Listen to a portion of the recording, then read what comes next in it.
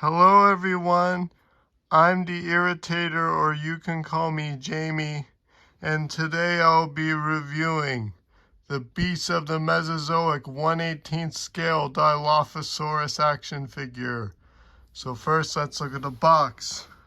We've got lovely artwork here on the box, I'm assuming by Gabriel Ugueto.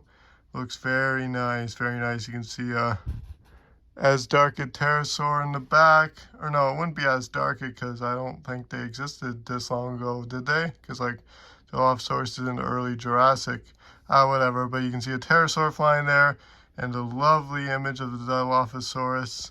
Very, very cool. So it says Beast of Mesozoic, Dilophosaurus, 1/18 scale, 15 plus. Do not buy these figures if you are under 15 years old because of all the small parts that can be a choking hazard. You see the figure in the box, all its accessories. Flip it around to the side, more text. And on the back, we have some information about the dinosaur. Pause the video now if you want to read it. And you can see the figures that are also available. And you can see that there's a collectible card inside. So box is great. Let's crack this bad dinosaur, it's a good dinosaur. I mean, like, let's crack this bad boy open. I love this dinosaur, it's one of my favorites. All right, first, very importantly, it comes with a pamphlet saying a bunch of instructions. So you can see that the feet can be swapped. The figure can stand without its base if properly balanced.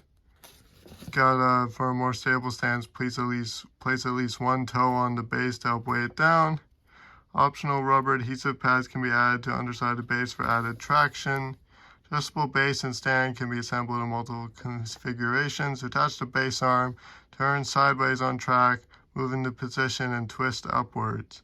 Adjustable stand has a wedge with two slides, low height and tall height, shown here using a body clamp. And here is the collector card that it comes with. Unfortunately, my card is bent, but it's okay. Yeah, you can see there's the same artwork as the box, but you can see more of it, like this other pterosaur back here, which looks similar to Rhamphorhynchus because of that little devil fin on the tail. I don't think it is Rhamphorhynchus, but it could be from the same family. I'm not sure. I don't know enough about all the pterosaurs.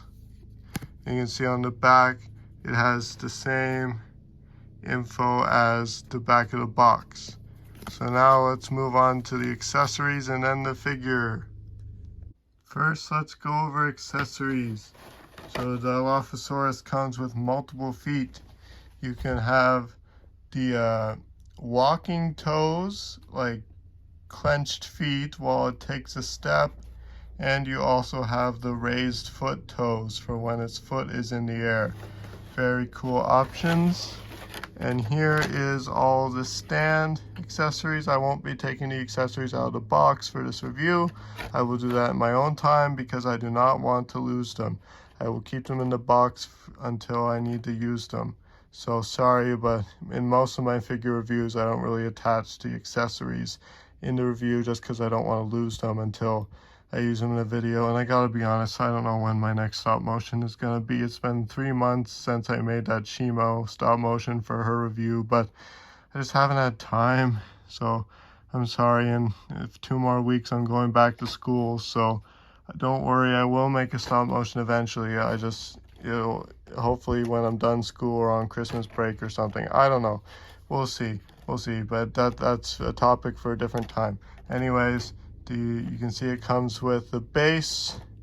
It comes with a bunch of clamps, 4 clamps, and the arm, and then this is where the tail was. So the accessories are cool. Let's move on to the figure itself. All right, here's the figure itself. And my favorite part of this figure so far is that the tail was able to attach without using hot water. In every other Beast of the Mesozoic figure I own, except for Dromaeosaurus, you have to dip the tail in hot water for like a minute in order to soften up the ball joint holes so the ball joint can fit in, but no, this one can attach straight out of the box. So that was very, very nice. So yeah, let's go over paint job, sculpt, and detail. So I adore these blue crests on the head. That is so cool because that's what they would have been used for in life. They were display crests, sexual dimorphism, sexual display. Males would have had brightly colored crests in order to attract females. So that's really cool how they're nice and shiny blue. You see they got them black stripes in them too. And then on the face you can see the stripes around the mouth, very cool. And another thing I love about these figures is that they have lips. I very much approve lips on dinosaurs. It makes perfect sense to me. So I hope in the future more and more dinosaur toys will have lips. And speaking of lips, let's open the lips and look at the beautiful blue mouth. Look at that. Isn't that amazing? So cool how the mouth is blue. Yeah, very, very nice. So I think this color scheme is inspired by the double-crested cormorant. So that's really cool. Yeah, blue mouth is very unique. It stands it apart from the other figures, which I think basically all of them have pink mouths. So it's cool that this one is unique. And is the tongue able to move? That is the question. Oh yeah, I see a ball joint on it. Okay, let's just see. I might need a special tool to move that tongue, because if I try to move it with my fingers, I'm scared I'm going to break it. So yeah, the inside and mouth detail looks good. Very, very nice. And you can see coming down the neck is spare scaly skin, but then when you get to the body, it is feathers. You can see all the feathers along the back, the sides of the legs, and the arm. And the underbelly is scaly. It's very cool. I like the idea of feathers on Dilophosaurus. We have no evidence of it currently, but I suppose it makes sense to have feathers, and it looks really nice with feathers. So I fully support Dilophosaurus having feathers. I'm sure it did in real life too. So yeah, the sculpt and detail on this figure is amazing. You can see individual strands of feathers. You can see all the scales dotted throughout. Very, very nice. All right, let's move on to articulation. So as you can see, the mouth can open up nice and wide, and it can close. Then the head and neck, it can move very far this way, very far this way. Look at that. That is such good posability. You can look all the way left and right. You can look up pretty far and down this much. Very, very nice head and neck articulation. Moving down to the arms. They can go forwards and back, come out and go in. Elbow can swivel and bend, although some of the joints are going to be stiff out of the box, but it's okay. Just run them under hot water if they're too tight. I won't force any joints.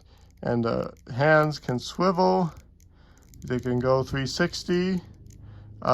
It's best to leave them with the palms facing each other, because that's what dinosaurs did in real life.